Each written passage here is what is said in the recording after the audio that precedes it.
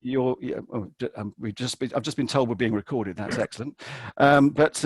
With people like Rolls-Royce and highly skilled industries letting go engineering talent, we need a way of redeploying that talent to where it's needed. So we need a national effort on that redeployment program. One thing we don't want to do is lose those highly skilled jobs. And the other thing we need to do quickly, and I've been discussing this with the Education Secretary, is initiatives to encourage employers to invest in training and reskilling of staff. If you look at a very immediate issue, apprentice intake for this year is likely to be down between 50 and 70%. That would be very, very damaging for the years to come. We need to have incentives to encourage employers to continue with those kinds of investments going forwards, and government needs to play its role in doing so. So I think we have a whole agenda around skills, which on the recovery side is going to be vital to where we go into the future. And Jim, let me pause there. That would be my major remarks. Fantastic. Thank you very much to Stephen. And our next guest is none other than Anneliese Dodds, the Shadow Chancellor, rising star of the Labour Party. And I think this might be our third or fourth meeting by Zoom in as many months.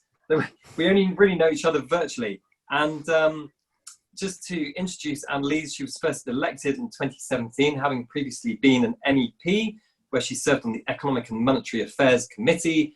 And as an MP, she was rapidly promoted and became Shadow Financial Secretary to the Treasury under John McDonnell, where she developed Labour's Fair Tax programme. And she was appointed by Keir Starmer to her current role back in April. And yeah, welcome to Anneliese. Well, thank you very much indeed, Jim, and my apologies for starting the with the event slightly late. I've been on a visit to Stevenage, so greetings from Stevenage, where I am just now, and it's really, really good to be with all of you. And first of all, really, I want to thank Unite for its manufacturing matters work, because I think actually that initial report and that initial research is still, if anything, even more relevant now. I was looking back at Steve Turner's introduction forward to the Manufacturing Matters report, and I'm going to paraphrase him a little bit, but he said that the ideas in the industrial strategy that was set out by Unite then send out one clear message, that any era of uncontrolled short-termism had to end. We couldn't have a situation where there was just tinkering around the edges. Instead, he said that Unite members, industries, families and communities, and indeed the climate, simply can't afford more of the same or business as usual for UK PLC. And I think those words really ring true right now. I agree with a lot of what Stephen said, so I'm not going to repeat it, but I did just want to offer a few reflections really around the critical importance of maintaining capacity in UK manufacturing and building on that. The recognition of the core role of manufacturing within the UK economy, and then also what more government can be doing at this critical time, but also into the future, to build on the success of British manufacturing. And I think really that's where I would want to start, because I'm very, very lucky in my constituency in Oxford East. We have one of the most productive plants actually in all of Europe, in the Mitney Cowley plant. They've actually been a model of how to reopen in many ways. The kind of health and safety agenda is their meat and drink every day in any case. And in fact, just here while I've been in Stevenage, I've seen in construction how, again, the kind of approach to risk management that's adopted there is one that is very important right now in this crisis, but one that's being adopted by other industrial sectors which aren't so used to that kind of safety-focused approach. We have an incredible manufacturing heritage in this country, but we do need to be doing much more to promote its future. So first of all, around maintaining capacity, I've very much agreed with what Stephen said about the furlough scheme. Obviously, we were pushing for some version of work support for some time. We supported government in creating that furlough scheme. We knew from particularly the German example, where of course short hours working had been used effectively, especially in automotive at the time of the previous financial crisis, that this was the kind of thing that government should be looking to implement. But now we need to make sure that essentially the good work that was put in through schemes like the furlough scheme doesn't just lead to postponed unemployment, that we actually have a focus on preventing additional job losses, on supporting people who become unemployed, and indeed on promoting the jobs of the future. clearly we've said that we need to have a back to work budget which is focused on those different elements. When it comes specifically to manufacturing, we need to have a recognition that of course many forms of manufacturing are very closely related to the reopening of other parts of the economy. You know, I'm aware of that when it comes to production of ceramics for the restaurant trade, for example, many other cases that we could be talking about, you know, food production and other forms of production as well. So that needs to be recognised in the kinds of support that need to come forward. Stephen's already talked about the different loan schemes, and I would very much agree with him. You know, I've been concerned that many of these schemes don't seem to have necessarily been designed thinking about manufacturing first. And instead, we've discovered quite quickly that in many cases, they don't reflect the reality of manufacturing. You know, they're not able to accept, for example, the use of invoice financing, which is very common. They're requiring, in many cases, banks for manufacturers to have to renegotiate existing loans before they can have access to funds. And of course, we know with the CCFF that actually there's that requirement for investment grade prospects, which is not achievable in many parts of manufacturing. So we do need to have a new approach to this. Operation Birch obviously has been suggested as the vehicle to deliver that sustained loan finance, but with the exception of steel, where obviously over the last couple of days we seem to have had a little bit of news, we still don't know what progress is around that. And you know, we're saying to government, well, if you want to have a bespoke approach, please make sure that the pipeline is unblocked as quickly as possible, because many manufacturers are in a really critical situation now, and they are manufacturers who have a bright future in our economy if we can make sure that the right support is there.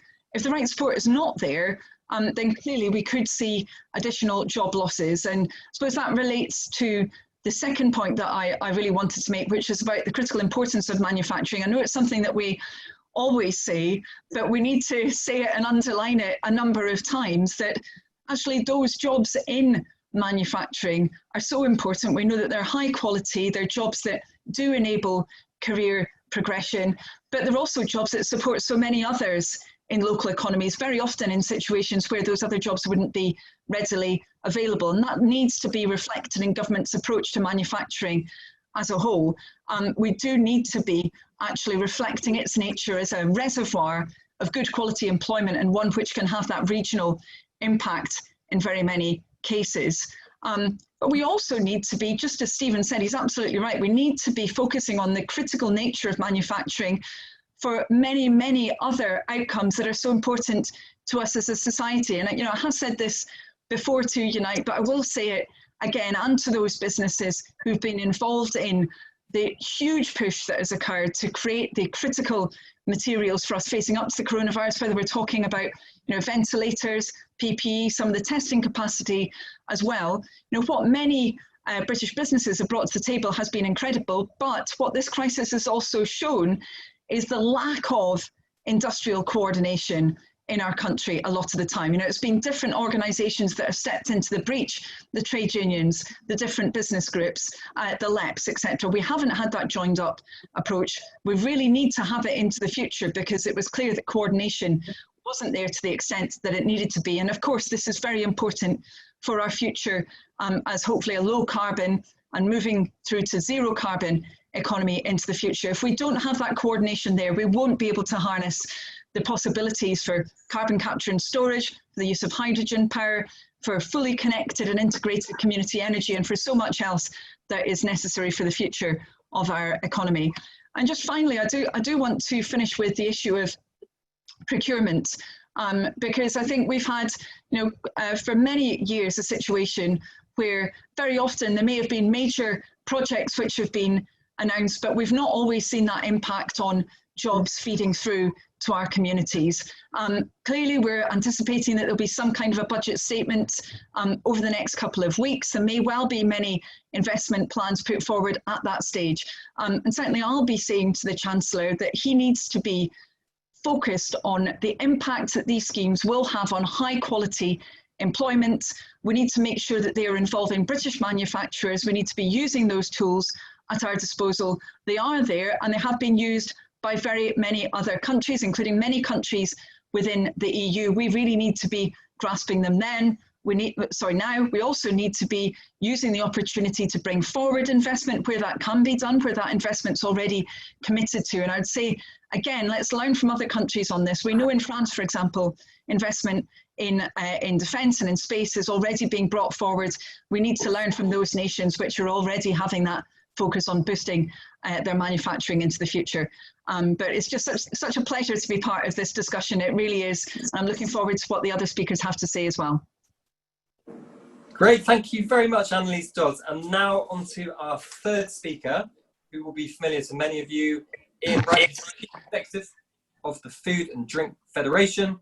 And Ian has had a long history in that industry, working at Diageo, also Mars Confectionery and Boots the Chemist. And he chairs the Food and Drink Sector Council, which is the government's industry advisory body. And I think we'll be interested to hear from one of the manufacturing sectors, which has been relatively unscathed during the last 3 or 4 months, and what kind of lessons might be learned from others there. Over to you, Ian. Thanks, Jim. I thought that was an extremely elegant way of saying that I'm very old. I'm very, very, very excited to be here today. I think one of the great, if there are benefits to the COVID-19 crisis, and I have to say it's difficult to know whether one should use that word in the context of what's happened over the last 14 weeks. But one of the things that has been very positive, one of the very positive developments, has been the way in which far too late, and I take my share of the blame, in fact, rather a lot of the blame for this, the food industry has come together with our colleagues in the trade union movement, not just in Unite, but in the GMB and in the Bakers Union and in USDOR, to work much more closely together. And Steve has been a big part of that, and I'm very grateful for this invitation. It's an honour, and it's also an honour to be appearing with such a great group. And I think it's important that group, you just have a think about the fact that Steve's been able to bring that group together, because what we have unusually on this platform, and I fear those of you looking for disagreement will be less than satisfied, because we've got Anneliese, who's making such a big impact as Shadow Chancellor, Greg, who was, I think, an absolutely outstanding business secretary, and I fear that the great work he was doing on industrial strategy was rather cut off in its prime, and I just hope that in his new role he'll be able to be a strong advocate for that. And as well as Steve, we've also got Stephen Phipson, and I was struck by the fact that Stephen, what Stephen said. I was also struck by the fact that he looked as though he was broadcasting on Sky Sports Saturday, so I'm looking forward to the reports from whichever game he's covering. But I think from our point of view, we would say, and Jim, I'm going to slightly take issue with you, we haven't emerged unscathed from the last 14 weeks, but we have managed to get 500,000 people to work every day throughout the crisis. And those people started by going to work, I'm sure, as apprehensive as the rest of us about what the crisis would bring and what their workplace would look like. And they've kept going every day. We've had remarkably surging attendance rates at work. Absence has gone down from around 20% to under 5%. And although in the last couple of weeks, and in particular in the last week, we've seen some concerning outbreaks in particular sectors of the industry, I'm confident that the work that trade unions and employers together have done to make the workplace safe has been a big part of the ability of the industry to switch production from a situation where we basically produce 70% of our food for retailers and 30% for what we call out of home, which is contract catering, food to go like sandwich shops and hospitality, to a situation where all of the almost 100% of the food was going into retail. And that's why we had some empty shelves right at the start of the crisis. It was a logistical issue. It wasn't panic buying. It was entirely logical buying by our shoppers and consumers, trying to make sure that they were ready for what they didn't know, for all the unknowns that they knew that they did know were coming at them. So I'm very proud of what the industry and indeed our colleagues in the trade union movement have achieved. Now, I think we should begin to think about how we can build on that collaboration. And that's why I think this group today is really important, because we have the manufacturing industries en masse represented here. And whatever individual ministers might think, Britain is still a great manufacturing country, and its future is to be a great manufacturing country. I regret the fact, and my members regret the fact, that we have left the EU, but there's no point in kind of worrying about that now. We have to strike our own future with a close collaboration with the EU. And I think it's very important that we focus some of this discussion on making sure that everybody understands that certainly for food and drink and for other manufacturing industries, the best possible deal with the EU and the least possible friction is vital. And just because the food, for example, has kept flowing over the last few months, and 40% of our food comes from outside the UK, most of it from the EU or through the EU, just because it's kept flowing over the last few months doesn't mean that after the 31st of December, it will continue to flow in the absence of a proper deal. And so a proper deal, a good deal, is absolutely crucial. So too, I think, is the government's active engagement in the economy. And one of the things I like about the way in which Anneliese and the new Labour front bench team are talking about the economy is that it's about active engagement over the long term. I think the word intervention implies specific moves into the economy to correct things rather than a thoughtful industrial strategy of partnership. And certainly in the food and drink industry, we would want to see a partnership between government and industry and the workforce and other non-state actors to ensure that we can build a resilient and resurgent food and drink industry and manufacturing industry. And our concern, I suppose, over the next few months is that our members are frankly, and our workers are frankly exhausted.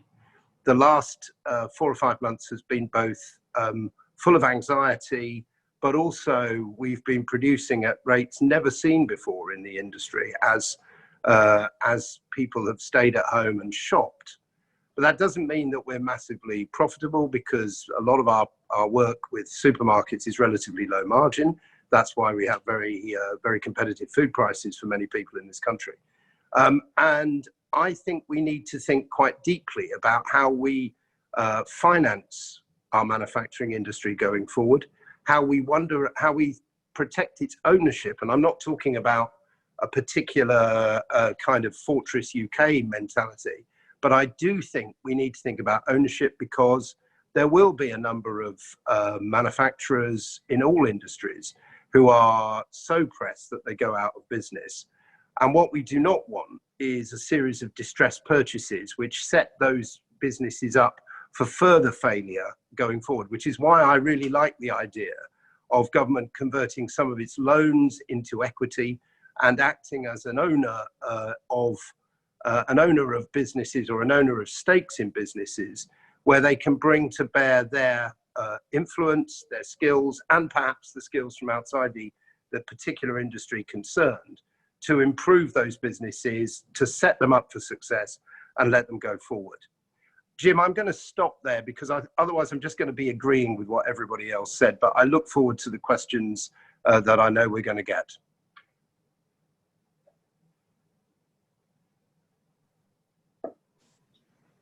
Unmute. I've unmuted myself. This is an incredible panel, because everyone is keeping to 10 minutes. I'm not having to cut anyone off at all, like a driverless car.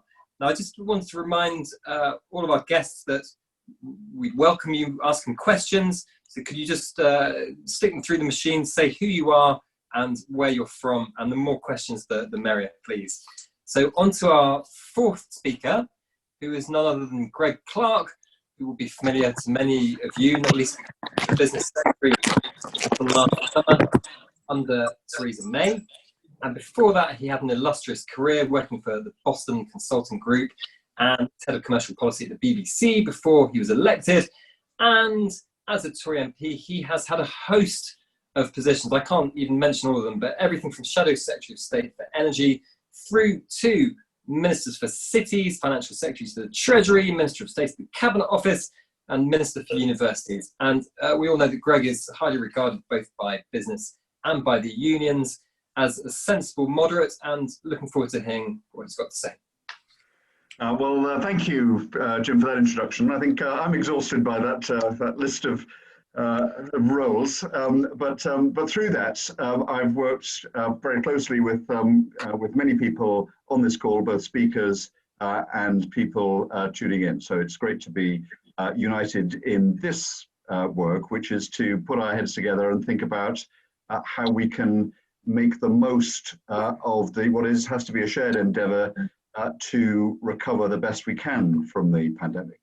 I just had a kind of few reflections on what we can perhaps learn from the crisis to date, and perhaps through the vantage point of chairing the Science and Technology Select Committee. I think there are two themes already that emerge. The first is that we need to be better at anticipating what action we'll need to take in the future. And we've seen this through the handling of the pandemic, when it's come to testing capacity, for example, the track and trace system, getting the NHS ready. The more that you can anticipate what you'll need in the future, the better you will be able to handle that. And so I think the ability to look ahead, and also if you take my word, not just look straight ahead, but to if you can see around corners that may be coming up. That is something that I think the pandemic has shown, that the better you can do that, the more successful you'll be.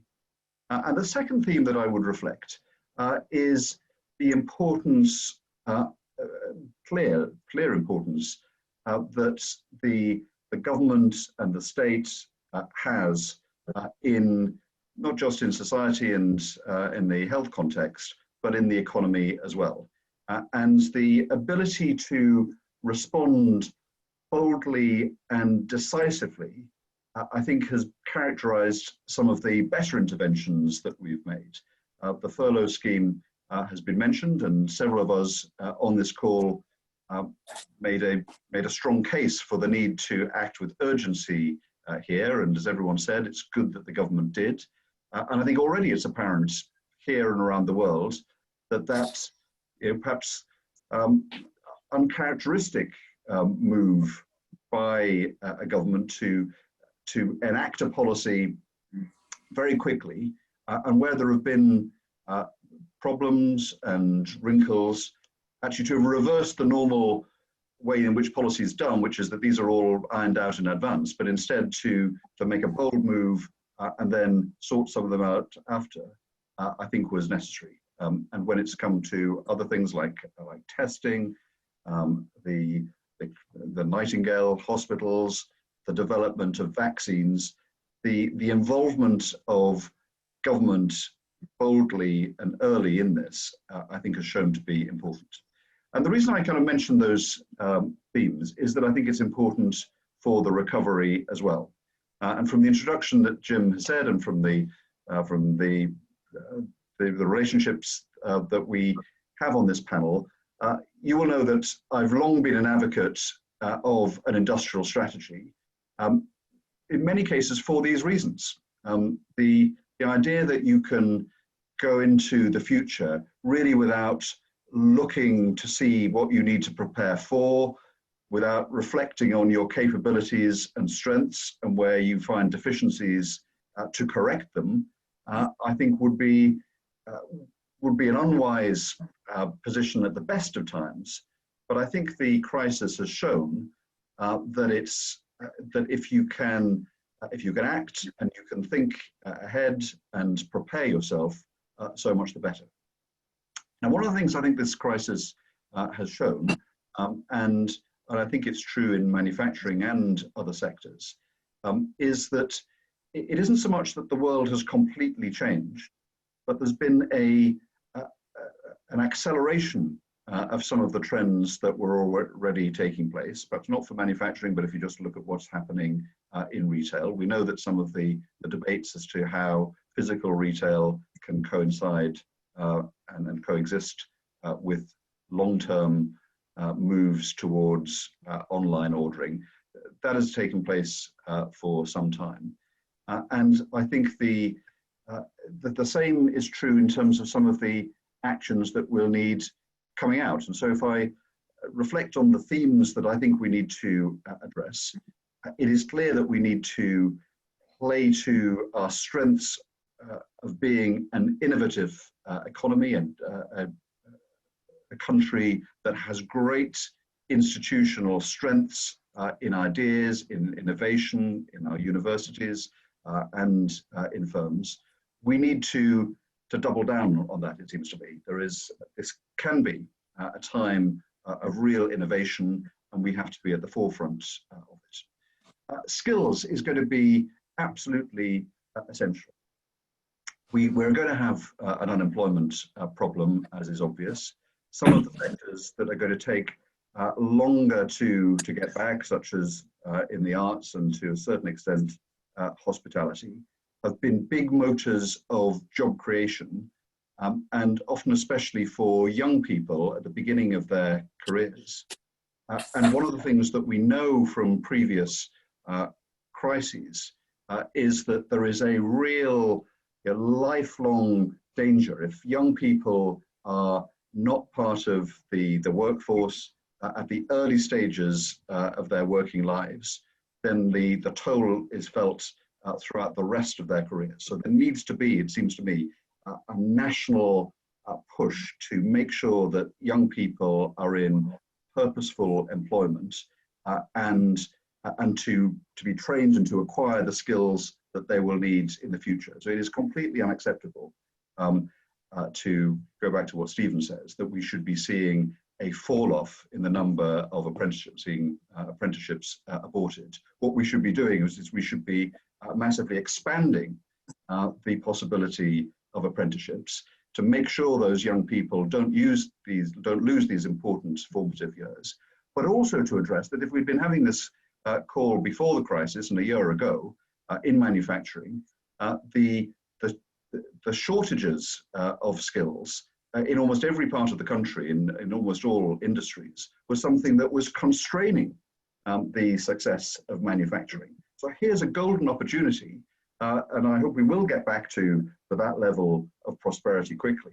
But if we do, we're probably going to get a repeat of those skill shortages. So let's take the opportunity to make sure that we preempt that and we equip people with the skills that they need. So that needs a deliberate, proactive effort on the part of government, institutions, colleges, obviously. Make UK is obviously a big player in this, direct apprenticeship providers, but to make sure that that is in place with the urgency that is needed there.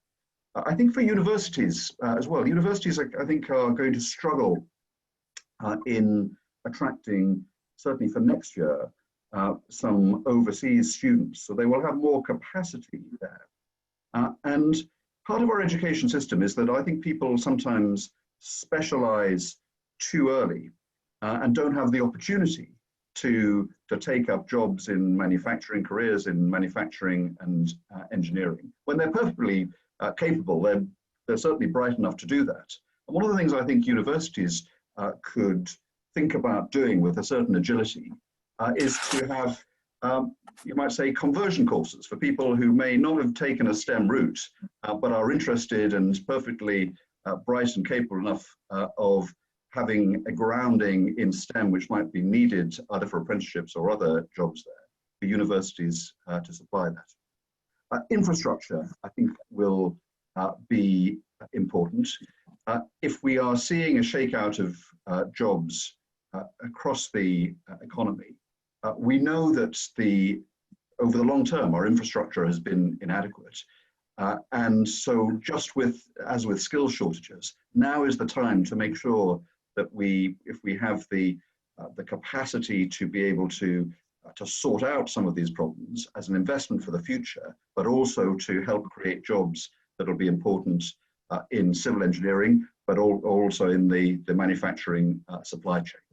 I think local leadership is going to be important. I think the role in this crisis of some of the mayors has been notable. I think a further move to provide local leadership during the recovery from the pandemic will be important.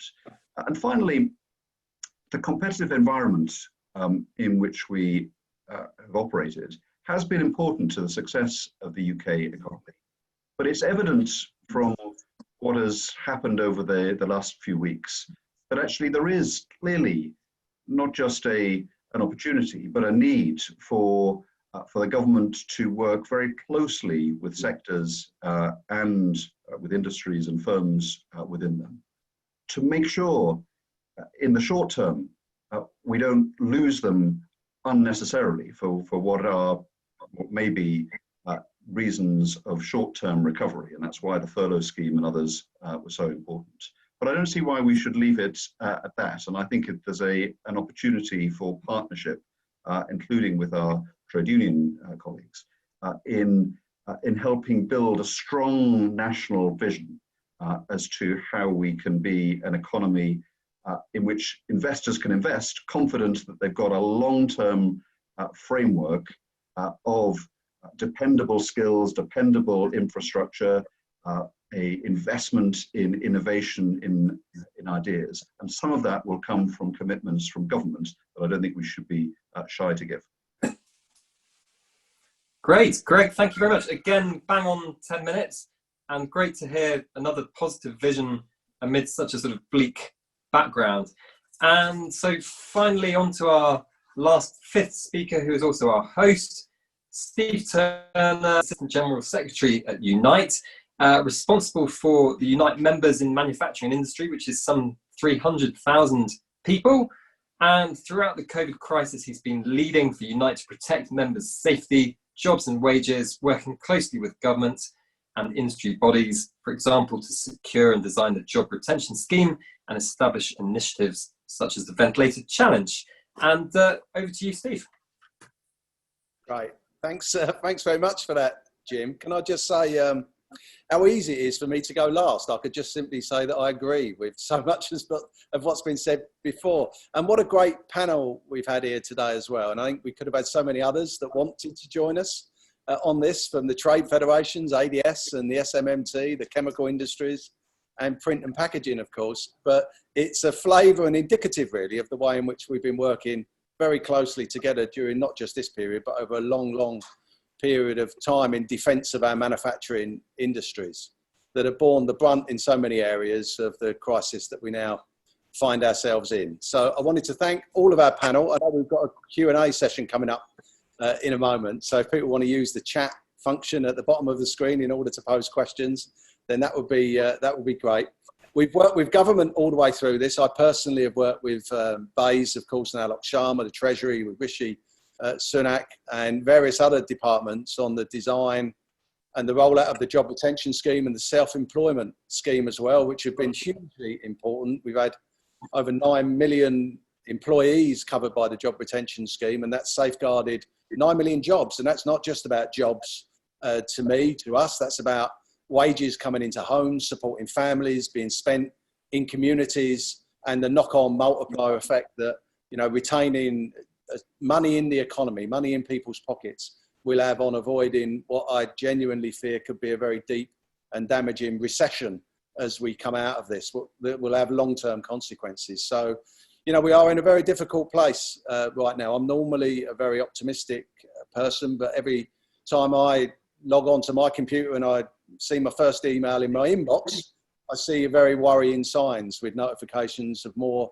redundancies in core sectors, not just from the larger employers, but from those small and medium enterprises, the SMEs that are at the core really of our supply chain here in the UK. So much is supplied from overseas, and others have commented on the need to reshore that. And that's absolutely right, create resilience in our UK supply chains. But our suppliers that are here are in desperate trouble right now across our manufacturing industries.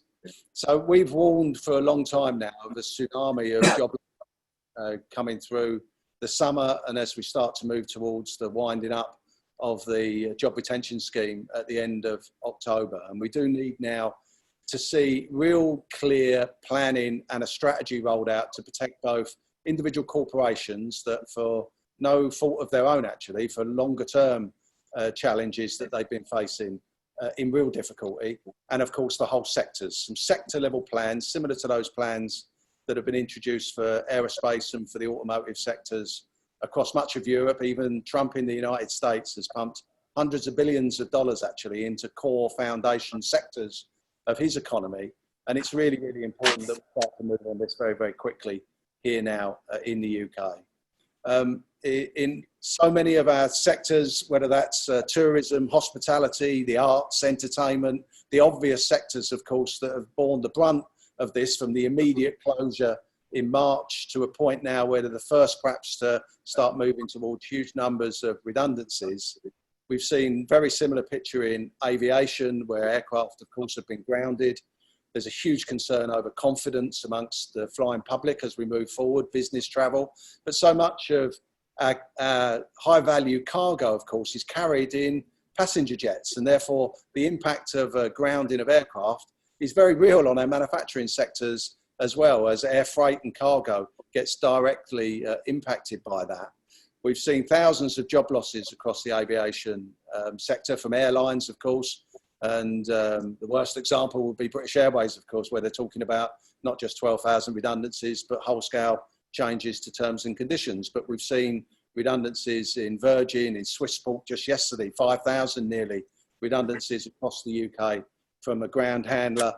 We've seen service providers, caterers, security, retail, all of those associated with the aviation and airport sector directly impacted by this. But less well known from that is the impact that that's had on our aerospace sector, because the pull through for replacement aircraft has been drastically impacted by the shutdown of the aviation sector. We've seen Boeing and Airbus as the two main aircraft manufacturers talking about a 40% decline in their order books, forward thinking. They've seen aircraft that should have been picked up many, many months ago still sitting on runways around the world waiting for collection. They've had their own cash flow problems, of course, as a consequence of that. But for us in the supply chain, supplying into those final assembly operations, that's been devastating. We're seeing a huge impact on Rolls-Royce, of course, as a supplier of wide-bodied engines from here in the UK into the aviation sector.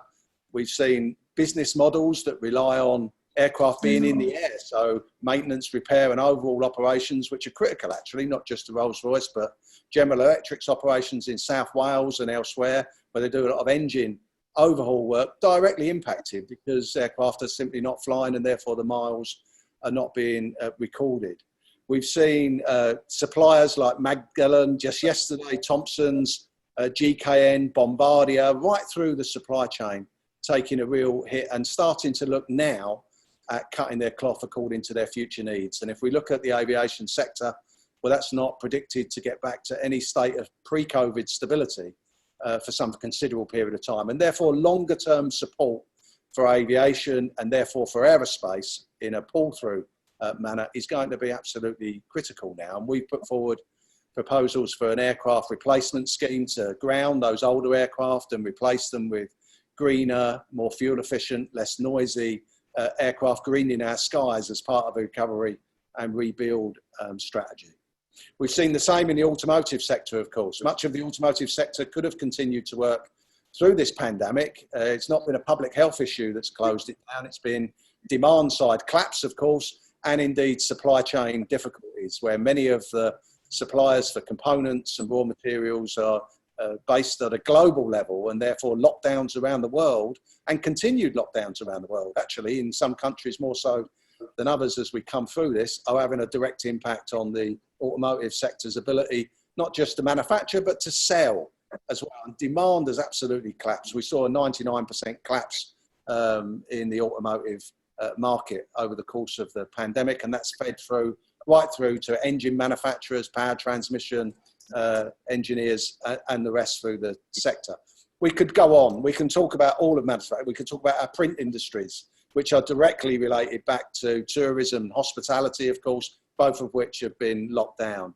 Our steel industry is a core foundation industry, oil and gas, ceramics. Others have mentioned some of the core sectors of our economy that now need support. So really what needs to be done if we're going to build back better coming through COVID.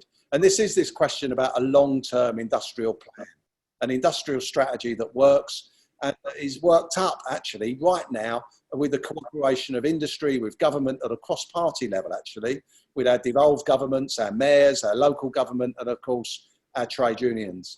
And we put forward proposals for a National Council for Recovery, which unfortunately have fallen on deaf ears right now, but we're continuing to push for that cooperative approach, a bit like this webinar, you know, a cooperative approach to thinking through what it is we need to do in order to protect our core industries, whether that's an extension of the job retention scheme into the future in core sectors, so a specific initiative to support key sectors of the economy that are clearly not going to return to any sense of normality, whatever that might look like actually, post October, or whether that's direct demand stimulus into the economy to ensure that consumer confidence is bolstered at a time when money has been very tight, household debt has been at record levels, and indeed, you know, as we come through the crisis, we're heading towards a recession. And we don't want people to hoard money. We want people to spend money in our economy in order to reopen and get it working once again. We need our manufacturing sectors to be at the core of that. We're high value exporters. And if we're going to protect our public services, the fantastic, wonderful job that our health service and social care workers have done, the support for our welfare state, and all of that spending that government does, you know, we need a strong manufacturing private sector addressing exports in order to bring that revenue into the treasury. So I agree, Greg made the point about infrastructure build and making sure that big civil engineering projects are put in place now. Getting broadband into everybody's home, how useful would that have been during the course of the last few months, high-speed broadband, but making sure that the fibre optic cable is manufactured here in the UK and not imported from the United States or China or wherever else. Some joined up thinking, pulling forward already committed spending in defence projects and research and development, for instance, but making sure that those fleet solid support ships that we want 3 of are actually manufactured here in the UK to support our Royal Naval fleets, but they're manufactured with UK steel and cabling throughout from UK manufacturers. Let's have some joined up thinking about all of this.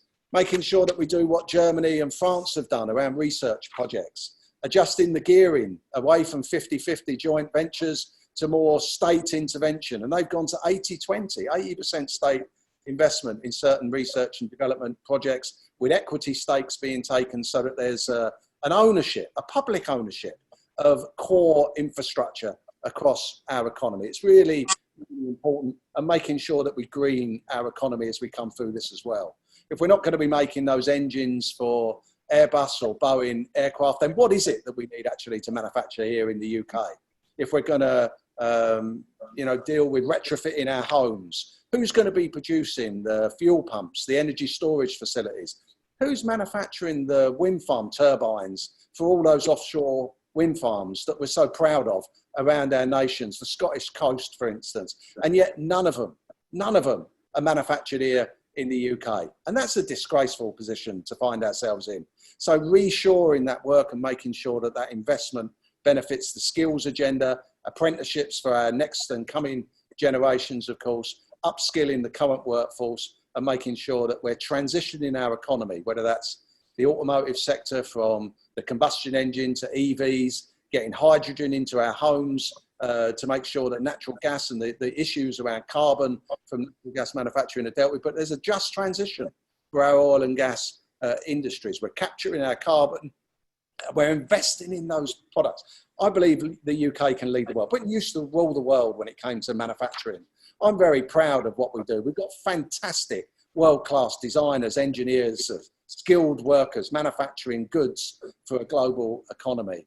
And we need to make sure that that remains the case as we come through this. And that's without the challenges of Brexit that some others have mentioned as well around the corner. And that, for me, would just be the final nail in the coffin if no good trading relationship can be negotiated in the next couple of months with our partners in the European Union. And I'll leave it there, Jim. Great, thank you very much, our second Steve. Now we're moving into the next phase of the gathering, which is the Q&A. And I'm going to very greedily just steal this opportunity to ask one question myself before we move on to the audience. And could I just ask our guests in the order that they spoke, 1 to 5, it's really a question about state aid, that the government, when they announced in November that they wanted their own UK-only state aid regime different to the EU regime, they promised to talk to business about, they promised to consult with business. So firstly, have you been spoken to by the government? Have you been listened to? If not, are you disappointed by that? And secondly, what are you hoping for, if anything, from this new regime in terms of what industries could be helped and how and when? Thank you. So our first person you remember is Stephen Phipson. Myself. There we go. I'm muted. Perfect.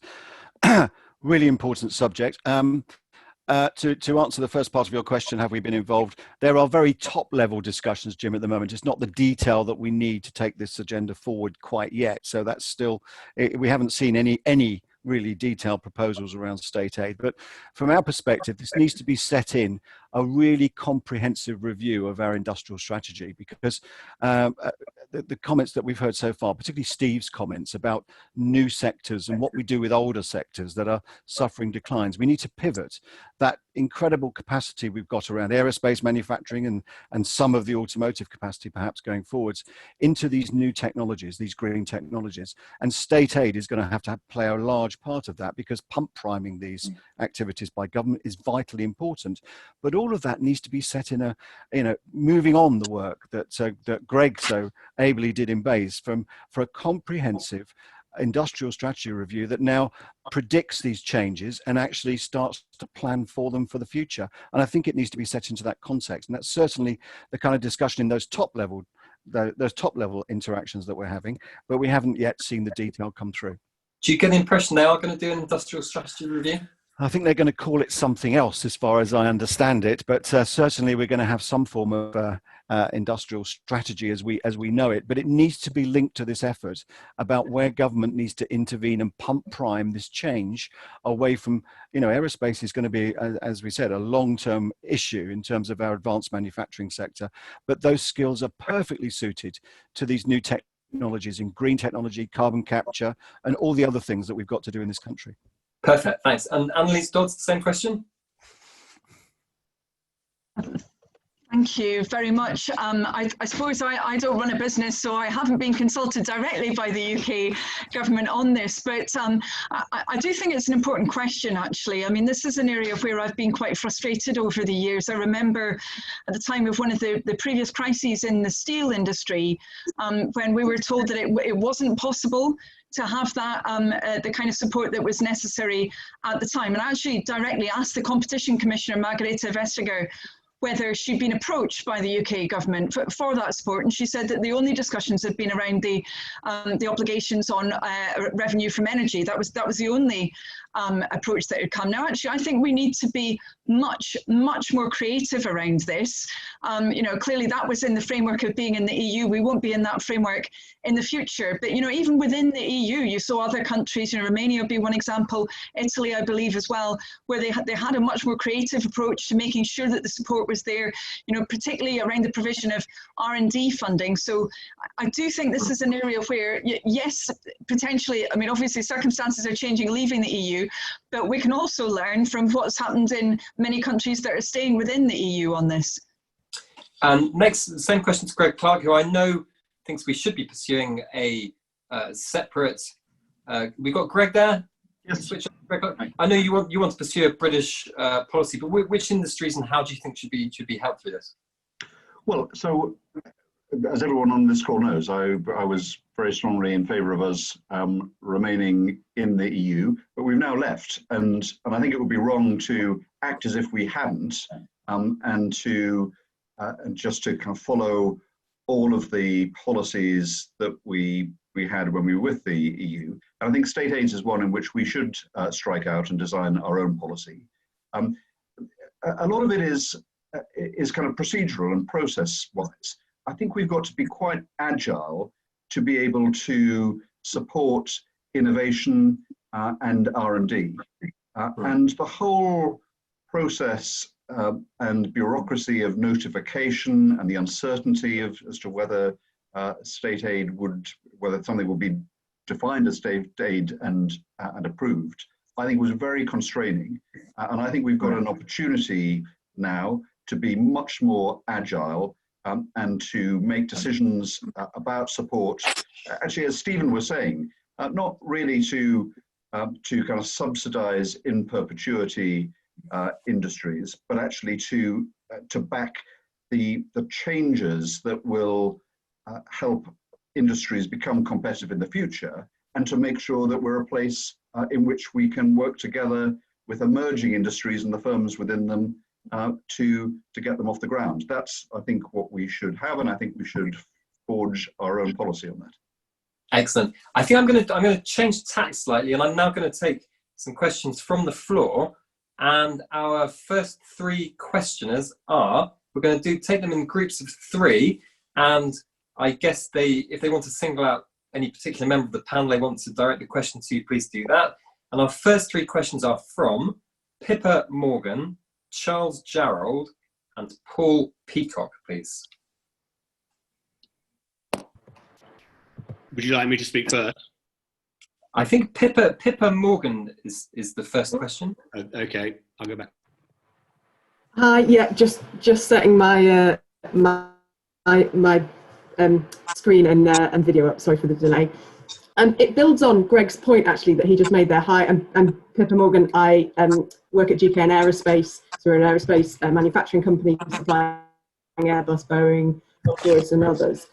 It was really the point on state aid and R&D. We've got a fantastic UK R&D ecosystem, and we as a business, we're UK headquartered, but we're global, and we do the vast majority of our R&D in the UK as a result of the industrial strategy that, you know, Peter Mandelson, the coalition, and then Greg have nurtured. So I just wanted to, I guess, support Greg's point about how do we create a state aid environment that builds on that. For example, you know, with research and development projects, they're 50-50 funding at the moment. Actually, is there something that in this crisis period could be done to make sure that we maintain that that R&D, you know, capability at the moment? So I suppose my question to the panelists would be, you know, how, I guess collectively, how do we do that? And secondly, just a point on apprenticeships, which is, you know, many all on this call are aware of the issues with the apprenticeship levy. What could be done in the crisis environment to give companies more flexibility to spend that money on their apprentices? So, you know, what can we do on state aid and R&D, because it would be really helpful to companies? And with the apprenticeship levy, what are your ideas to give us as companies a bit more flexibility in a crisis to invest more in our apprentices? Excellent. And Pippa, are there any particular members of the panel you want to answer those, or are we gunning for all five? So I'd be particularly interested, I guess, in Greg and Anneliese's view in terms of that as a political, I guess, they're going to be achieved by political ends. Okay, and great, so thank you. Because I've realised that if we address our questions in their view. Fantastic. I've realised that if all five panellists answer all the questions, we're going to get a few questions through. Because I've used it by asking two. Not a problem at all. Can we move on to Charles Jarrold?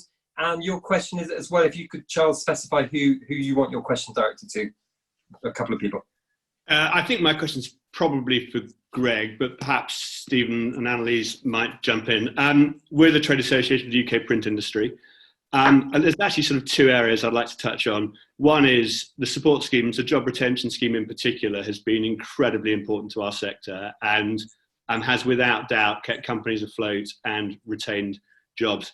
Our concern is that as a sort of first tier supplier to retail, hospitality and leisure, that the scheme is going to end on the 31st of October. We recognise restructuring is inevitable, but some of those jobs will come back and will stay in our industry, but that demand isn't going to come back before the 31st of October. So my first question is, is what is your thinking about supporting not just the businesses which have been closed down, but the suppliers into that sector as well, in terms of retaining those jobs and those skills so that they're not lost when they are going to come back in the kind of medium term anyway. My second question is really around apprenticeships. I'm going to make a point as much as a question. We're a training provider. We train something like 600 apprentices in our sector. We've got a very good long history and culture of apprenticeship training in the printing industry. And I would observe that apprenticeship training has dropped, not just because demand for apprentices dropped, but actually there have been certain changes in the apprenticeship training, such as the withdrawal of frameworks by the end of July to replace them with standards. Secondly, the merging of standards when actually the ink isn't even dry on those standards. And thirdly, a culture which seems to suggest that level 2 apprenticeships are undesirable and that the money should go towards level 3, level 4, level 5. And our experience in our sector is that that is fundamentally wrong, both to mobility and to skills and to entry points into careers. So I would invite comments on those. Thank you. Thank you, Joe. Now our third group question, which is Paul Peacock. If we can keep the questions reasonably tight, we can rattle through even more in our allocated hour. Thank you. Good afternoon, my name is Paul Peacock. I work for Savick Teesside up on the northeast of England. I'm a proud Unite member and rep as well. My question is around about just transition. In the 70s, Denmark earmarked that they wanted a just transition piece around about wind farming. So the unions, the government, and also the employers all worked together. They all pulled in the same direction. Lo and behold, 2015, 42% of energy in Denmark is now done by wind. That's a good green policy. It's also good because it employs 32,000 people. It also offers apprenticeships to people, how I got into industry. Is there any will for the unions, the government and also industry to work together going forward, because we're going to need this coming out of this COVID crisis and also coming out of Brexit? The same issues around carbon capture. There is a will there is opportunities there, but we all need to pull together. And that's directed to Steve Clark, Steve Turner, and anyone else who'd care to join in. Thank you very much. Great, thank you very much. So I'm wondering whether maybe Stephen Phipson might want to go first and just take whichever of those questions you think applies to you, whether it's furlough or apprentices or just transition. Then we'll just work through the panel. Absolutely, good. Happy to take a few of these points on apprenticeships. Absolutely, at the core of what we're doing. And to Pippa's point, one thing we've been pressing very hard with Gavin Williamson is what support we can do in immediate short term. There's on the Make UK website, you'll see a lot of policy papers and suggestions around changes to the apprentice levy, what to do around this issue of the changes to the various schemes and the various accreditation schemes. One thing that we need on the very short term, though, is this year one funding. Really important that government gets this year one funding right, which means basically funding the whole thing for the first year to make sure we don't see this drop off in year one funding. That's really, really important. And also this focus. I think Charles picked up this focus on level 4 and level 5. That's been a hot topic for a long time now, because vocational skills around level 2 and level 3 are the ones where we've got the biggest gaps, as it turns out, across the piece. Everything from tool makers to CNC setters and those sorts of skills, and making sure we've got the right focus there. And also that goes right the way through the system, right the way through from schools into the apprentice system, and making sure that that's well supported. So that's an ongoing dialogue. I've been promised by the Secretary of State that we're going to see some proposals for some rapid changes there. Of course, he always caveats that with Treasury's got to spend some money, and it's always difficult to get Treasury to spend money. But really important that we delivered evidence to them to show that actually, unless we take action now in the short term, first of all, we are going to see this rapid drop off, which is would be very damaging for the sector. The last comment I'd make is on the job retention scheme. You're right on the report that we're publishing on Monday, when we talk about 44% of manufacturers in the place of considering now and planning for redundancies at the end of the job retention scheme. My message to the Chancellor has been about timing here. When this was originally designed, and I know lots of people on the call have been involved in this, it was designed on a very short period basis, on the basis that we'd have a quick recovery. We then got it extended by 3 months, because that clearly wasn't the case. And now what's very evident is that certain sectors, particularly around manufacturing sectors, automotive, aerospace, we've spoken about them, are going to see a very gradual return. It's going to take a long time. And so there is a strong case there to extend even further the job retention scheme, and maybe in a slightly different format, but taking it into next year. And we have put that point forwards. We've yet to see where they're going to opine. And of course, we're expecting some announcements around this when they do make their statements in a few weeks' time. So it's absolutely a topic where we think there's a case here for extension. Otherwise, we are going to lose those jobs is the problem. And Stephen, just so it sounds like, do you get the impression the Treasury were listening to that receptively, or is it just a totally impassive, impossible to read whether you might get this extension? Well, quite a few people on the call have dealt with Treasury. Treasury is always in the position of, and quite rightly, they're looking after spending the public money, and they're considering lots of priorities. They listen to it. It has to be an evidence-based proposal. So all the things we do are evidence-based with lots of data. But they are listening. But of course, they're considering that in the context of many other priorities they've got. And our next speaker on the panel, Anneliese Dodds. Also, if you want to respond to some of the questions earlier. And also, when we chatted a few weeks ago, you seemed to imply that you thought the job retention scheme could be extended for some industries possibly, but we get into real issues of cherry picking and which industries to support and who gets left out. It's a bit of a political minefield, isn't it? Well, I suppose it could be a political minefield, but just because it might be a little bit difficult for some politicians, I don't think that means that it shouldn't happen, to be honest with you. I mean, I do think that just as there would be obviously costs in making that system more flexible for the future so that it reflects sectoral differences, there's also cost in not doing that. And obviously I have asked the Chancellor for his modelling around the impact of a kind of one-size-fits-all approach to both withdrawing the furlough scheme and the self-employed scheme on unemployment, because we know that is very, very costly in the long term, particularly given that a lot of that resultant unemployment would be quite concentrated in different places where it probably would be very difficult for people to move into other forms of work very quickly. So I do think that we need to have a different approach to this.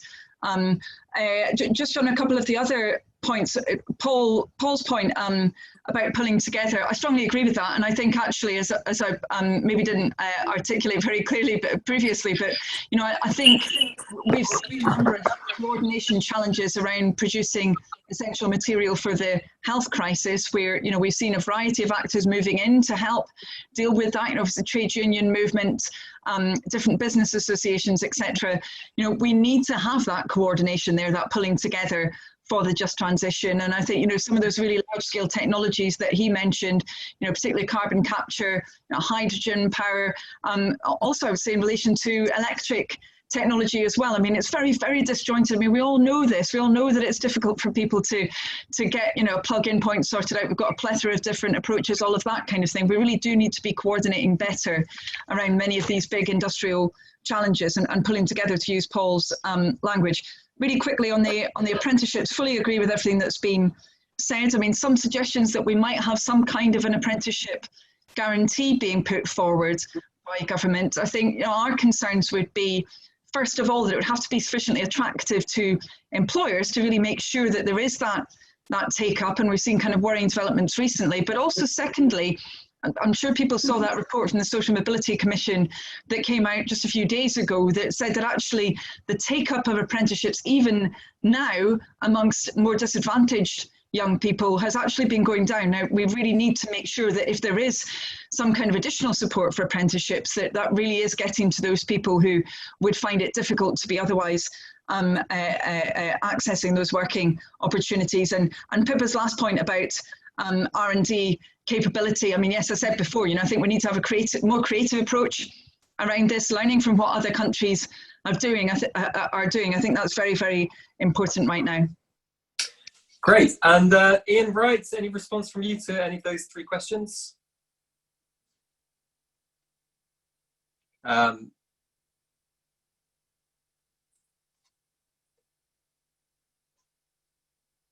Ian, I can't hear you. It's possible that others won't be able to hear you either. Sorry, yes. How about that? That's better. Every government always comes back to having an industrial strategy in the end. So the idea that you can do without one is frankly ridiculous. And it is important that governments think this through. I think the second point I'd make is that I do think if we are going to deal with some of the crisis that's still to come in terms of some of our big companies, they won't be in places where governments would have thought that they ought to end up owning.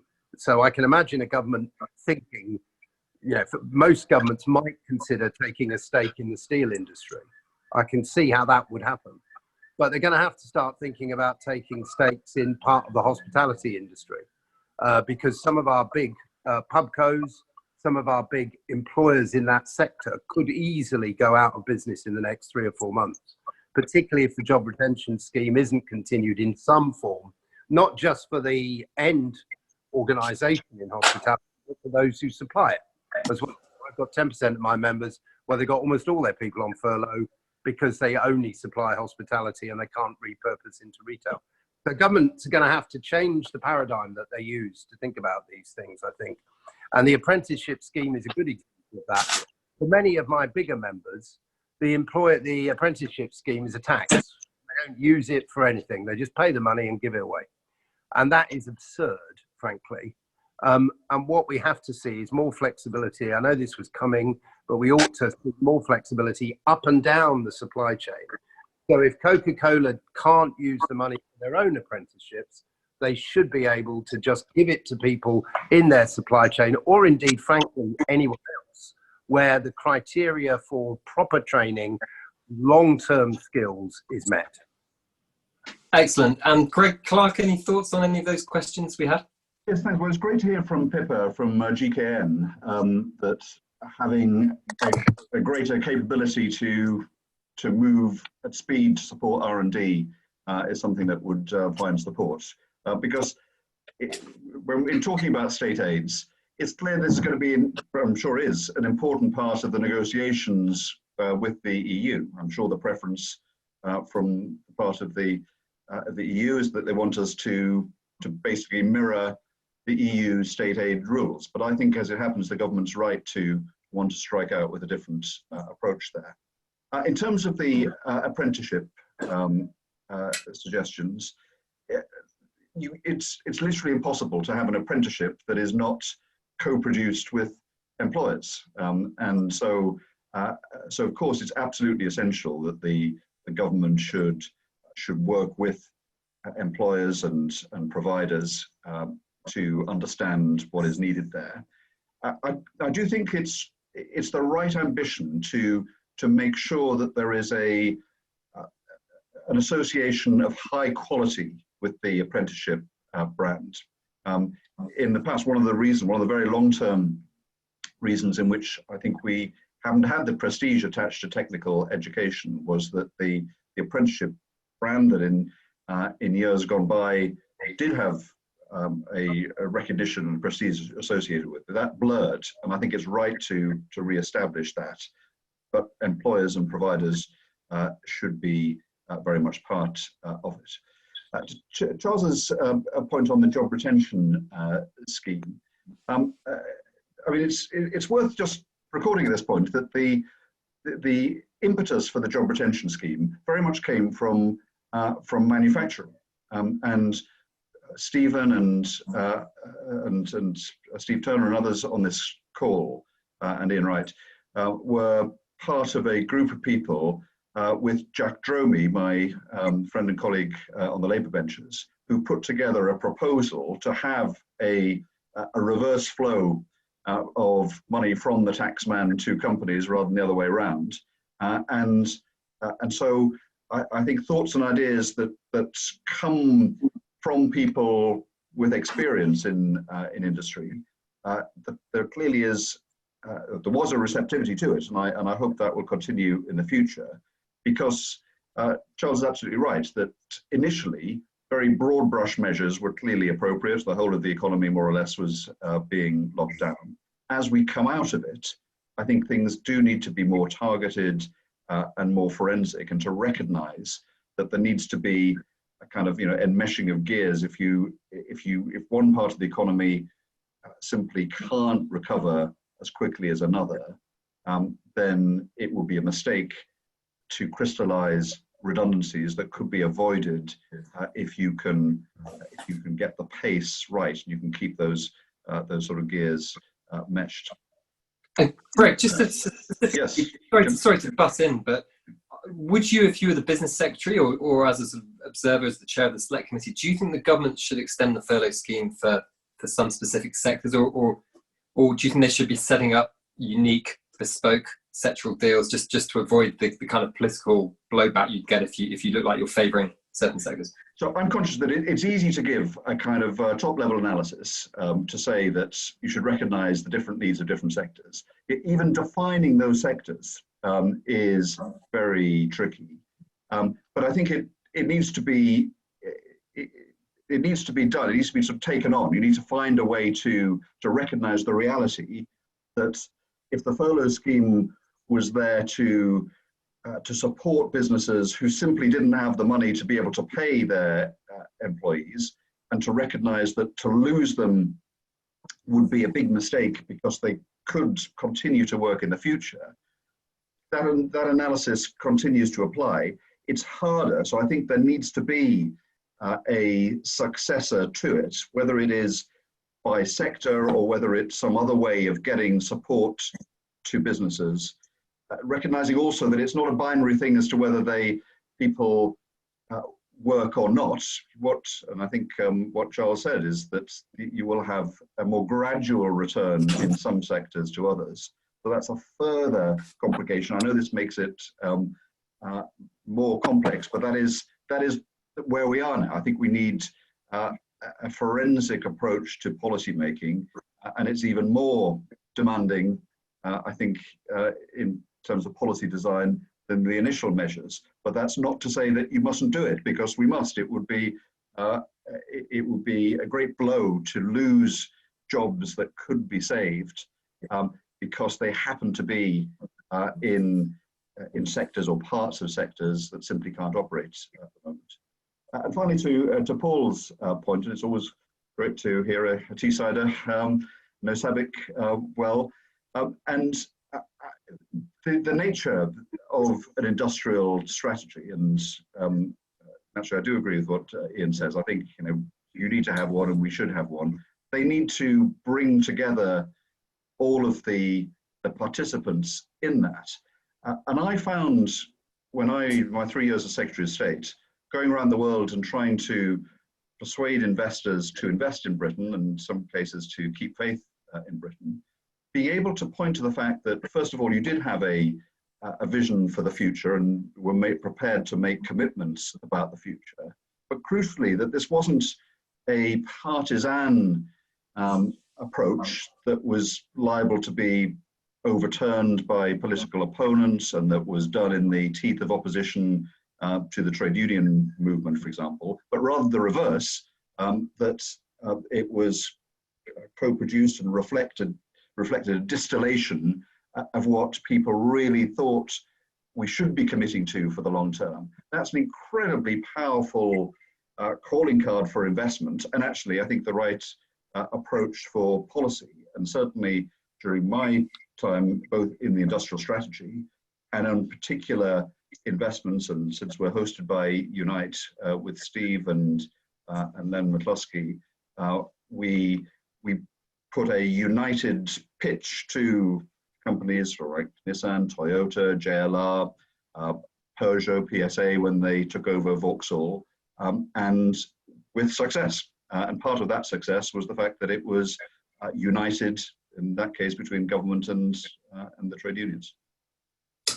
I know Steve is the next person hoping to answer the questions. I think just to get to more questions, I'm going to skip on to the next set of questions, if that's okay.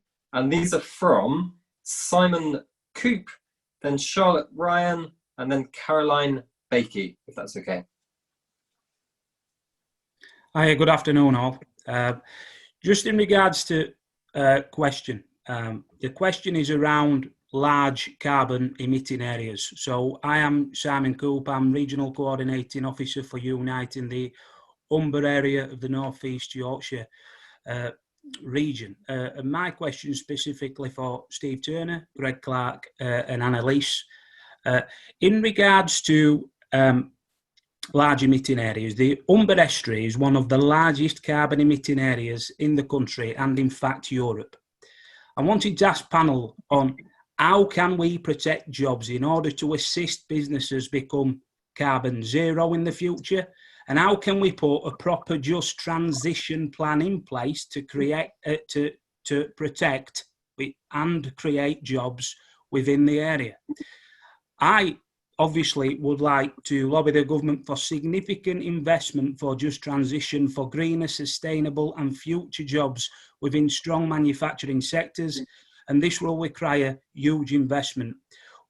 What can the panel, and I've specifically asked it to 3 individuals, with the help of the trade unions and reps on the ground to ensure that our government makes this happen going forward, e.g., for example, a carbon capture storage project which will be finished and will have proper investment. Thank you. Brilliant. Thank you, Simon. Next one's Charlotte Ryan. Can we keep the questions short? And I've also been asked by our friends at Unite for the panel to keep the answers fairly short as well, just so that we can get through more subjects as fast as possible. So Charlotte Ryan, thank you. Sure, thanks very much for taking my questions. So my name is Charlotte Ryan, I'm a journalist at Bloomberg and I cover manufacturing and aerospace. I wondered firstly if I could ask a question to Stephen Phipson and Steve Turner. We've spoken quite a lot about the furlough scheme, but I wonder what other measures you would like to see from the government to support manufacturing, and how likely you think it is that we will get a targeted support package. And then secondly, if I could just ask a question of Steve Turner, and Greg and Anneliese, if you want to chime in on this as well.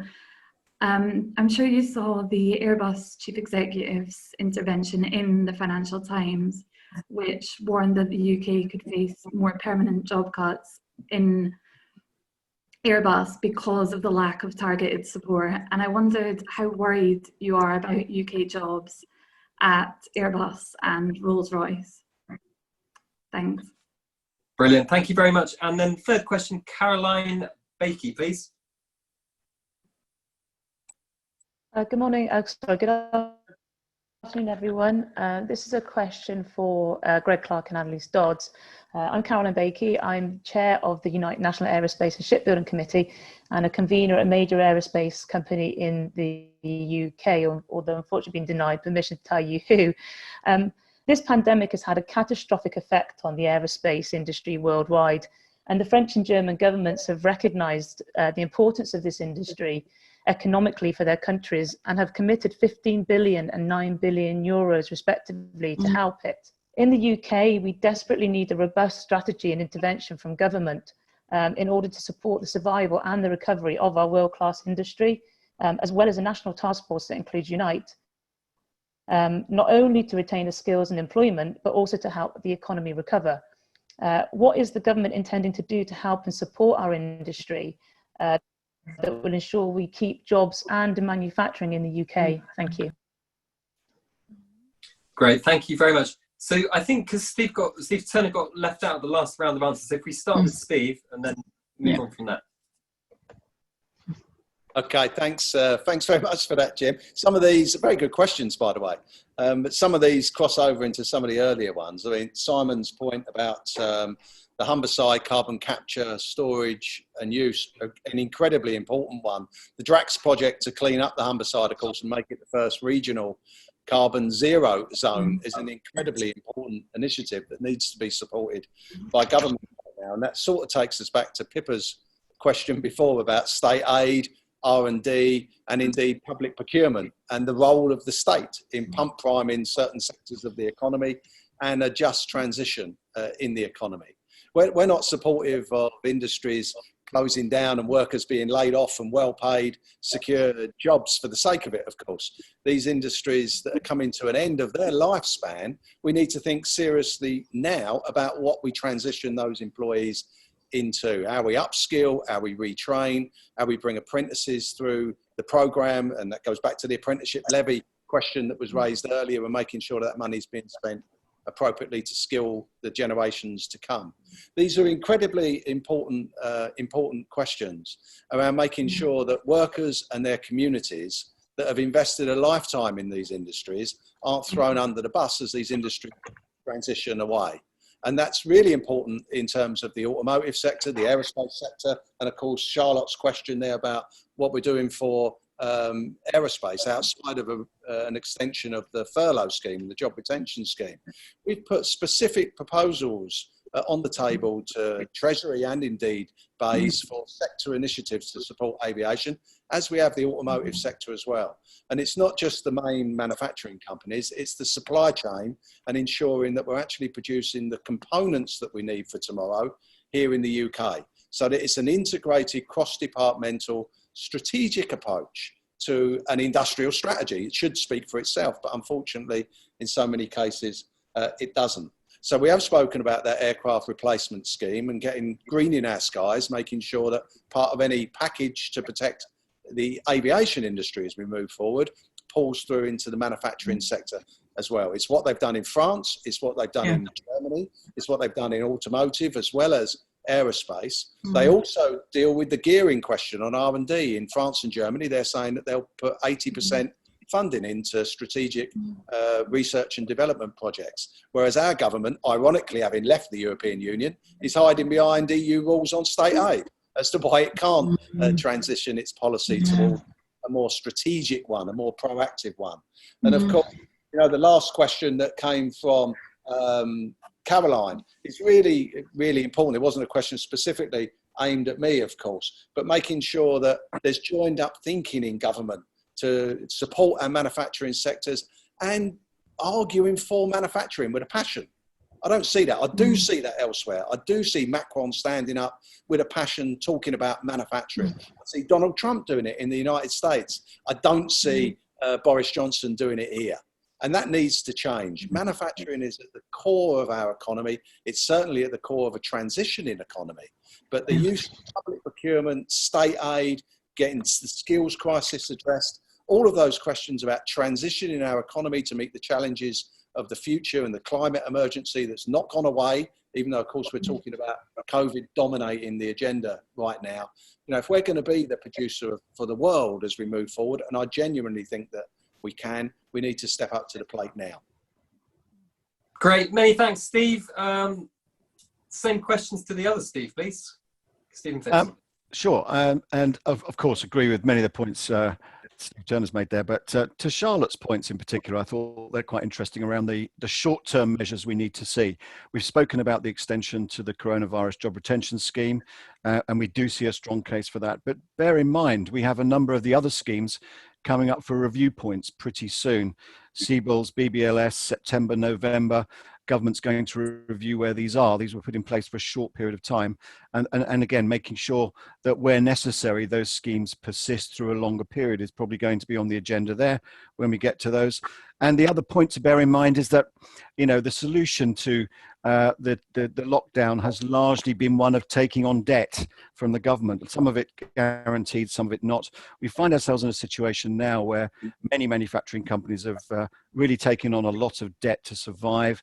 And of course, that limits their ability to grow going forwards. And I think there is a case, and there's certainly a large effort going on right now on considering really different activities around recapitalization for industry. I think the recent studies which have been published, and I think there was an interim report by EY, talks about a funding gap of about 105 billion pounds in terms of recap. This means companies that have taken on that debt will not be able to repay it, or indeed take on more debt in order to grow, in order to fund new equipment and grow. So we need some urgent action around that in the pretty short term. That working group is due to report back to Treasury in the second week of July.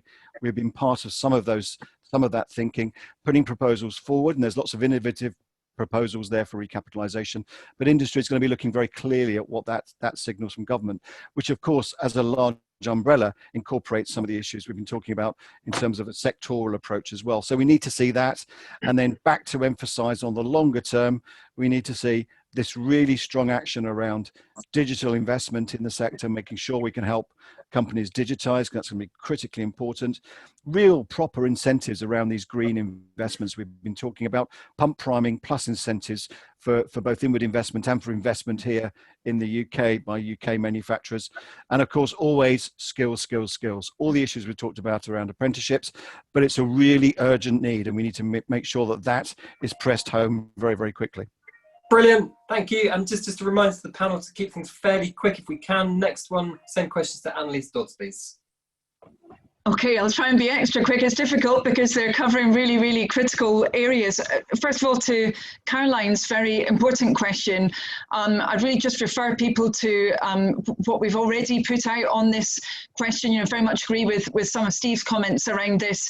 You know, there are a package of measures that need to be taken in relation to aerospace, learning from what other countries are doing around this.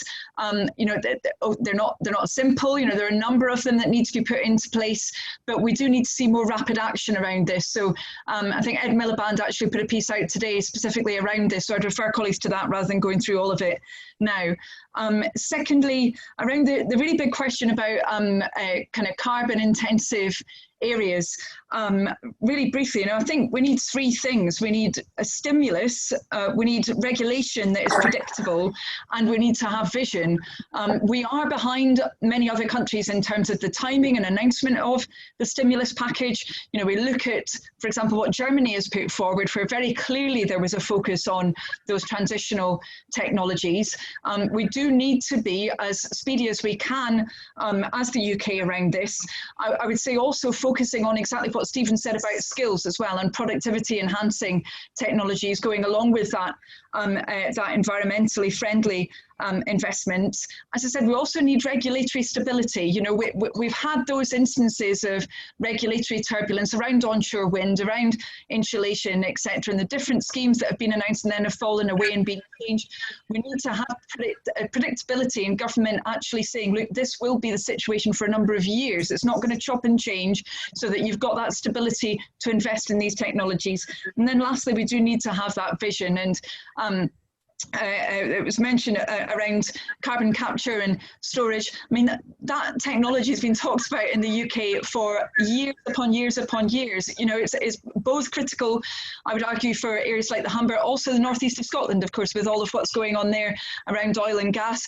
You know, other technologies like hydrogen. Now, what's required there? Exactly the kind of things the other speakers are saying. We need to have everybody bought in, all of those key actors. We need government to be working with industry and with trade unions as well, and with local authorities and relevant others who are key players in those areas, so that we can really get these technologies off the ground. Stop talking about them, get them into action.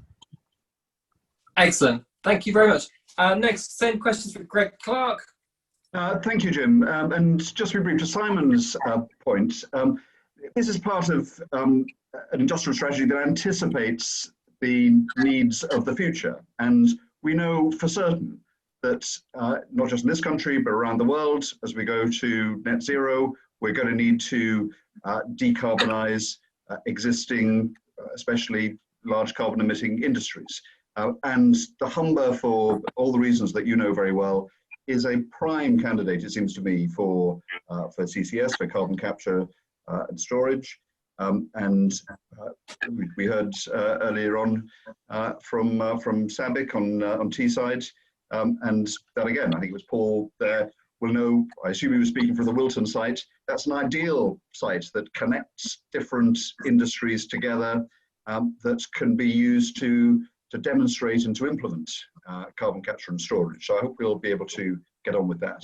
It's worth saying that in British Steel, in the new owners of British Steel, part of the investment plans there are to move to a much less energy intensive, a much more energy efficient set of production systems there. So that's a step in the right direction. On aerospace, aerospace is again a hugely important sector for us. When I was in office, I introduced this concept of sector deals, whereby the players in the industry would sit down with government and rather than just a policy be sort of descended on a sector by government, you would work out together what are the policies that are needed. I think that framework, sector deal for aerospace, and indeed other sectors represented on the call, that's quite a good framework, it seems to me, to address some of these urgent problems thrown up by the crisis, as well as the long-term vision that we have. Excellent. The clock is ticking. We're down to more or less the last 10 minutes or so. And so I have 3 questions, one of which I'm asking on behalf of someone else. So the first question of our last batch of 3 comes from David Holmes at BAE Systems. It's quite a long question. I'm going to summarize it as defence industry has been doing quite well in the last few months. BAE Systems hasn't had to take advantage of any of the business reports schemes, and they're recruiting 800 apprentices. But defence spending, should it be cut in the coming months or years, could pose challenges for the industry. And he says, I'd welcome the views of the panel as to how the government might approach that challenge, recognising that defence is well placed to support the recovery, given its focus on technology, innovation and engineering excellence. And then the other 2 questions in the final batch, could we please hear from Gary Ray and then Stephen Kelly, please.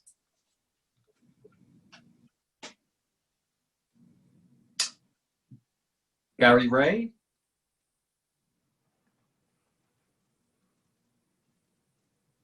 Or Stephen Kelly. Jim, thanks very much. Stephen Kelly is my name. I'm Chief Executive of Manufacturing Northern Ireland. It's 2 questions. The first is, whenever the UK went looking for PPE at the height of the pandemic, they joined the queue at factories in the Far East and were told that provided you have your cash ready, you'll get onto the production schedule. If not, you join the back of the queue again. And it's a question really about should public sector procurers be looking at using UK spend by including resilience and not just price as primary metrics in terms of making buying decisions. And then secondly, it's a question around the EU exit. Northern Ireland will be a place apart because of the Northern Ireland Protocol as part of the agreement back in the autumn. This comes with very significant costs and complexities for businesses in Northern Ireland. But the benefit from that is that uniquely Northern Ireland can have its goods freely circulate in the EU market. And the question really is, what other benefits are there for UK manufacturing from this EU exit and the deal that's already been concluded? Excellent, thank you very much. And the first part of your question obviously points towards Project Defend, which is the Boris Johnson government's attempt to try and find more secure sources of procurement locally and not necessarily from the Far East. So Ian Wright missed out on the last round due to my inept chairing. So Ian, do you want to answer either of those questions? Well, yes, I will. And I'd also just say that I do think from the last round, I agree with everything that Greg said about sector deals. And very interestingly, he may remember this, part of the sector deal for food and drink included a big initiative on exports. And surprise, surprise, the government, through the Department of International Trade, implemented about 70% of the proposals from that sector deal on Monday. So some of these things are coming back from the recent past, some of the proposals, and I've seen others in other parts of the, certainly in the food and drink industry, other proposals that we made when Greg was Secretary of State for Bays and Mark was at DEFRA are resurfacing under other cover. So it is the case that some of these ideas have a bit of a life. I have 2 other thoughts. One is, I do think that we should be pushing for greater understanding. I take Steve's point about, I think there's a degree of illiteracy about manufacturing in government. I think they don't really understand it. I think Greg did. I'm not clear that I know that there are champions for manufacturing industries in government, despite the red wall thing. And I think the more we can improve the understanding of what manufacturing means across all its manifestations in government, the better. And on Northern Ireland, I mean, I think for our industry, there is a real challenge because the status, the special status that Northern Ireland will now enjoy also involves some ludicrous complications on things like labelling, which will effectively mean that UK-based products will not be, under the current rules, as they're currently suggested, may not be allowed in Northern Ireland. And the consequence of that and the costs that there are 11 different declarations you're going to have to sign to get your product out from Great Britain into Northern Ireland. Now, we already know that 2 major retailers have said that if that stays the case, they're going to withdraw from the Northern Ireland market. I was on a call just before this where several of my manufacturing colleagues were also saying that they can't see in the current arrangements that it's going to be economically viable for them to support activity in Northern Ireland, though of course they'll be supplied through distributors. So that has to be sorted out. I frankly think that the Northern Ireland Protocol in its current state is a bit of a shambles, and it will need to be very, very, very clearly sorted out. So to the question about what benefits from manufacturing industry from the EU exit, at least as far as Northern Ireland is concerned, not very many. Excellent, thank you very much, Ian. And then on to Anneliese Dodds. Any thoughts on defence, resilience, Northern Ireland? Thank you. Yeah, I'll try and be really speedy. I mean, first of all, I think it's very important that we learn from previous crises, not because they're always the same, and clearly this one is not the same as the global financial crisis, but we did see a response which obviously focused around reductions in public spending in a number of areas from 2010 onwards. And we did see very, very sluggish growth in demand over that period.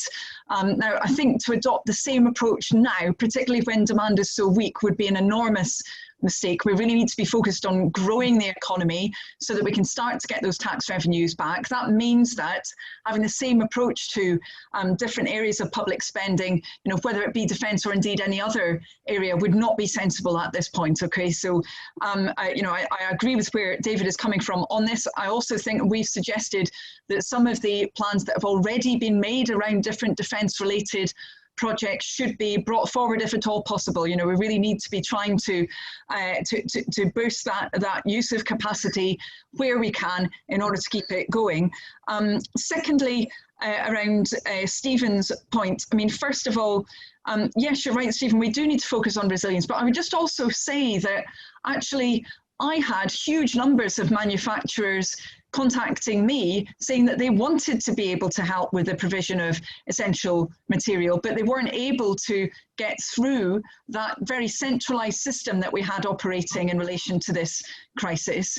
I think, you know, we should be talking about increasing UK capacity, but let's recognize the capacity and the adaptability and flexibility that we already have and make sure that we use it properly. And again, I would relate that to coordination and whether we have that really at the level that is necessary now. When it comes to benefits from EU exit, I have to say I do share a number of Ian's concerns, but, you know, I recognise that we are obviously leaving the EU, you know, as Greg said. I think what's very, very important now is that we make sure that we don't end up with a situation at the end of the year where, you know, many businesses will have really struggled through this period, you know, potentially attracting quite a bit more debt, as we've been talking about, disruption to their supply chain, reduced demand, they get through that, and then, you know, potentially we could have another hit of coronavirus. I really hope we won't, but we could have that coming through to the winter, and then a lot of trade disruption pushing through into the new year. That would be very, very difficult for many businesses to weather. So for me, you know, that's a critical thing that we really are looking to government to get right. Perfect. Thank you very much indeed. Then on to Greg Clark on those last couple of questions. Thank you, Jim. And to David's question on defence spending, I think it's essential that you should have long-term predictability there, especially for the nature of the investment that goes into defence spending. You can't turn it on and off, and this is true generally, but I think it particularly applies to defence. Stephen's question on resilience, the answer is yes. I think resilience should be, coming out of the crisis, something that we reflect in procurement terms. That will sometimes come from having a broad spread of suppliers. And one of the things that talking to manufacturers during the early stage of the crisis that we knew was that the fact that countries were in different stages of lockdown made it possible to be able to continue to source food supplies, for example, from certain countries, even when it wasn't possible in others. So resilience, I think, should be a consideration, but we need to continue to trade internationally. And on the question of the relationship with the EU when it comes to trade, I think I hope that we won't be in a position in which it is very difficult to trade with the rest of the EU for the whole of the UK, quite the reverse. And I think we need to take the opportunity of these next few months to settle this. I think there's enough uncertainty around, and this call has drawn attention to that. I think to have hanging over us a radical uncertainty about our future trading arrangements is not in anyone's interest. So I hope there will be an impetus to solve that.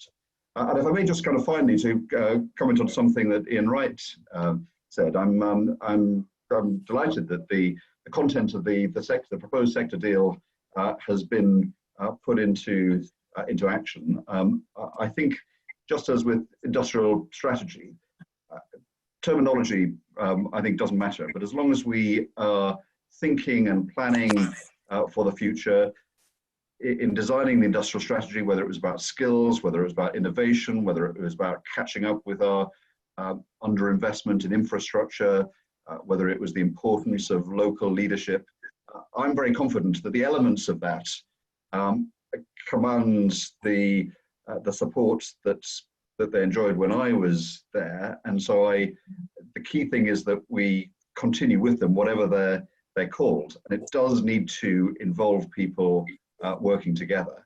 And just on the point of manufacturing in government and the interest and enthusiasm for it, I think I do detect actually a real interest, certainly amongst new parliamentary colleagues, and in an event that's hosted by a trade union with whom I've worked very closely.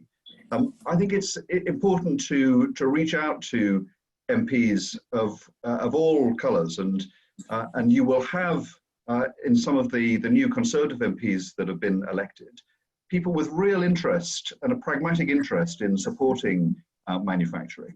And even though those that have been involved in politics might have been, in recent months on the opposite side of the kind of canvassing and hustings and all the rest of things, we've got 4 years to 4.5 years to run of this Parliament. And just as I have worked very easily and cordially with Steve and his colleagues in the trade union movement, I remember going to an opening in Anneliese's constituency. I think anyone that's a constituency MP rightly regards it as their duty to support jobs and the future for their constituents. So do engage, especially people from whatever colour party label have been newly elected, because I think you'll find some enthusiasm and in some cases experience that can help our cause in this. Excellent. Thank you very much to Greg. And can I also say that I'm sorry to those who asked questions who were unable to get a response just because we had so many, but I know that Steve Turner will be following up on some of them afterwards. So our penultimate speaker, Stephen Phipson, just to reply to those last two questions, please. Okay, thank you very much. Just the points just briefly, because I know we're at the end, but on David's point around defence, of course we've got 12,000 manufacturers involved in the defence supply chain. I mentioned earlier the importance of defence manufacturing, particularly regionally in places like Scotland at the moment, as the rest of the manufacturing activities decline somewhat. Interestingly, you'll be pleased to know that in the round that's going on at the moment, where the Treasury is talking about departmental contributions to the recovery, the MOD, I've seen sites of the MOD working on a plan to say, let's accelerate some equipment builds, because that way we can actually contribute to the economic recovery in manufacturing. So we are obviously very supportive of that line if that emerges as part of the plan going forwards. Yes, we're on the same page as that. And it's good to see Stephen Kelly on the call, my colleague in Northern Ireland. We work very closely together. And Stephen, I will say, yes, of course, we are very engaged with Lord Duyden's initiative, who's been tasked with his team to look at the whole PPE situation and coordinate this. I had a meeting with them yesterday, interestingly. We've currently got just over 300 UK manufacturers involved in the PPE challenge. They're at the stage where they've now satisfied the immediate demand, and they're looking now at stockpiling for next year. So that's the orders they've got going forwards. And he is conducting a review right now on this procurement issue about resilience and about how to change the structure and how to have some consistency across not just the national procurement side, but also the regional way that that's approached. So we're involved in that discussion, and we'll be pushing the points you rightly make today. Brilliant. Thank you very much, Stephen. And then just to hand over to Steve Turner, who I imagine will wrap everything up as our host. Thanks for having us all. It's been unusual doing it by Zoom, but I think we've all enjoyed it. Over to Steve. Well, thanks very much for that, Jim, and what a fantastic session. I think this has been. Just turning to those two questions and then a few general points, I think. David's point from BAE, of course, defence industries are vital to the defence and expansion of our manufacturing sector, actually. A lot of the technology pull through, the innovative pull through that hasn't necessarily happened as it should have happened in the past from defence into civil industries needs to take more precedence. But of course, pulling forward the funding that's already been committed for projects like Tempest, making sure that the fleet solid support ships are actually manufactured here in the UK with UK produced steel and cabling and everything that goes with it. Really, really important.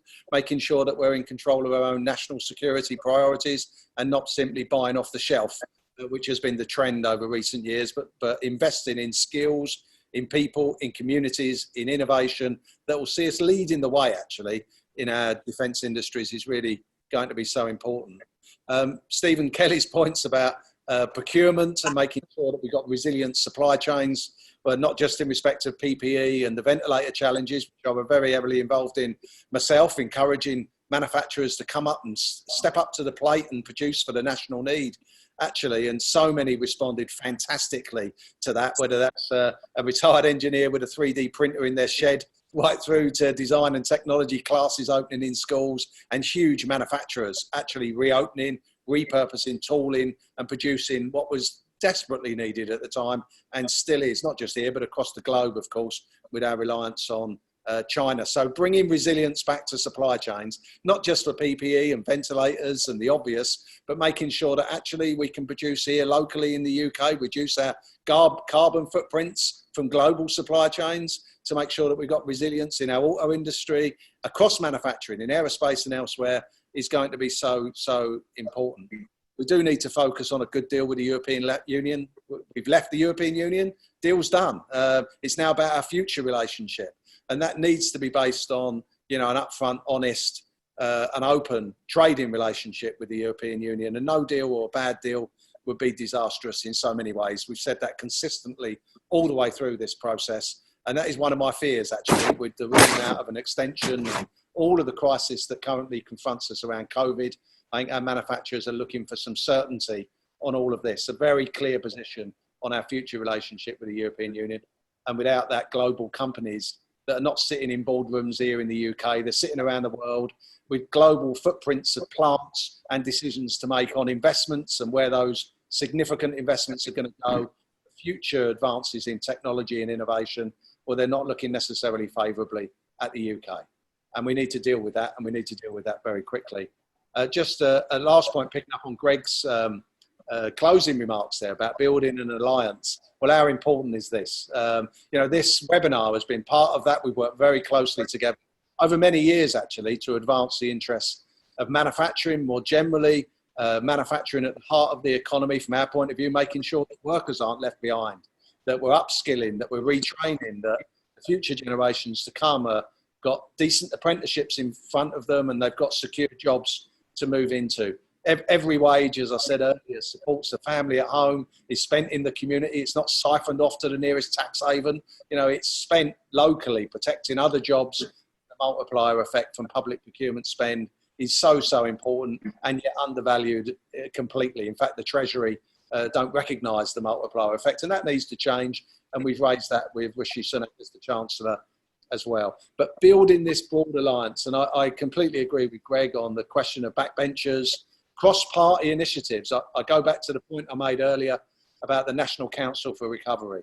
If ever there was a need for our nation to come together, our devolved governments as well as our central government on a cross-party basis, with industry, our mayors, our trade unions, coming together to think about what sort of economy do we need, as not just we come through COVID, of course, and we rebuild and we recover from this pandemic, but we plan for our future. We green our economy. We think about a just transition. We don't leave communities behind or workforces that are currently, employed in sectors that we know are transitioning, but we support them. We have a 10, 20-year plan to transition them and to carry communities with us, with the voice of working people at the forefront of that debate. And that's so, so important. So I'm up for building those alliances. I just wanted to end my contribution here by thanking everybody actually on the panel who've made fantastic contributions. Wholeheartedly we support. In the main, we do fall out every now and again. It's not always a webinar, of course, but we sit down and we resolve our difficulties constructively and together. And where we are together, we're stronger together. Our message is stronger, our voice is stronger, we're heard more effectively in all areas of government, whether in devolved nations or Westminster, of course. And that's really, really important for us that we continue to do that on an industry coalition, but also on a political coalition basis as well. So thanks very much for your sharing, Jim. Pleasure. I think we're there, aren't we? Fantastic. Okay, do you want to close it down, Jim, or are you closing? I was happy to leave our host to close everything down, but thanks for having us all. Great spirit of cooperation, really good questions, fantastic panel, and hopefully the template for more similar events in the future, I would imagine. Thank you. Thank you very much. Thank you. Thanks, everybody. Thank you. Cheers. Stay safe.